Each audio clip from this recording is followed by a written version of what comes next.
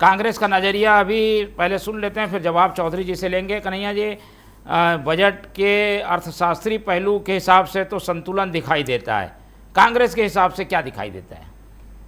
देखिए मोहन जी, बजट जब आता है उसके पहले भी शुभकामनाएं हमारी होती है, और बजट जब लेके आ रहे हैं तब भी हम तो शुभकामनाएं प्रेषित करते हैं कि जो बजट वो लेकर के आए हैं, जो वादे उसमें किए गए हैं, जो घोषणाएं उसमें की गई है, उसका अनुपालन वो कर सकें। ये ना हो कि वो घोषणाएं रह जाएं, धरातल पर ना आए, बजट लैप्स पे लैप्स होता जाए, बड़ी बड़ी चीज़ें घोषणा जो है कागजों में दिखाई पड़े लेकिन सड़क पे ना दिखाई पड़े। अभी विकास की जहाँ तक की बात है, विकास की रफ्तार पिछले वर्षों में कैसी रही है उसको हम सब ने देखा है, और सूचना के अधिकार में भी जानकारी आई थी। बीच में काफ़ी जो है पीडब्ल्यूडी मंत्री भिड़े रहे कई दिनों तक के कि जो है पूरे प्रदेश में 5 किलोमीटर सड़क नहीं बन पाई, ये ईएनसी ने लिख करके दिया था। तो ये स्थिति रही और पीडब्ल्यूडी का बजट लैप्स होने की स्थिति बनी। तो कहाँ जो है आपकी सोच आप अच्छी लेकर के आ रहे हैं लेकिन सोच का क्रियान्वयन नहीं कर पा रहे हैं। अभी रायपुर में अस्पताल की घोषणा हुई है, 200 बिस्तर अस्पताल की, और मदर चाइल्ड अस्पताल की भी घोषणा हुई है, मैं उसका स्वागत करता हूं। पर साथ में एक निवेदन भी कर रहा हूं कि एक 100 बिस्तर का मल्टी स्पेशलिटी हॉस्पिटल बनाने की घोषणा लगभग 15 साल पहले हुई थी, जो रायपुर दक्षिण के भाटा गांव बनने वाला था, उसकी आज तक आधारशिला तक नहीं रखी गई।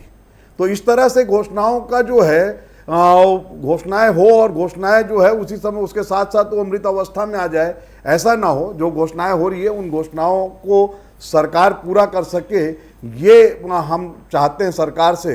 व्यापारियों ने मांग रखी थी, मैंने कैट का और चैम्बर का दोनों का पढ़ा था, मंडी शुल्क माफ करने की मांग की थी व्यापारियों ने।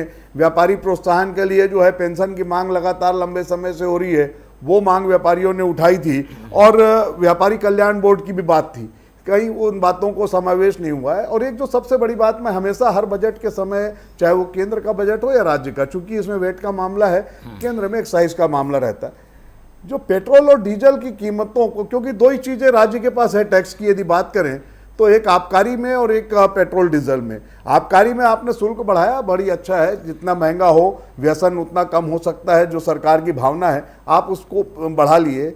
लेकिन पेट्रोल और डीजल पर कम करने की जो आवश्यकता थी उस पर बिल्कुल ध्यान नहीं दिया गया, क्योंकि पेट्रोल और डीजल सिर्फ एक वो नहीं है कि हम अपनी गाड़ी में 5 लीटर पेट्रोल भराएंगे तो 5 रुपये कम हो जाएगा तो 25 की बचत हो जाएगी। डीजल पर यदि 10 रुपये लीटर कम होता है, 5 रुपये लीटर कम होता है, तो वो उसके ट्रांसपोर्टिंग से जो वस्तुओं के मूल्य है उन सब पर उसका प्रभाव पड़ता है।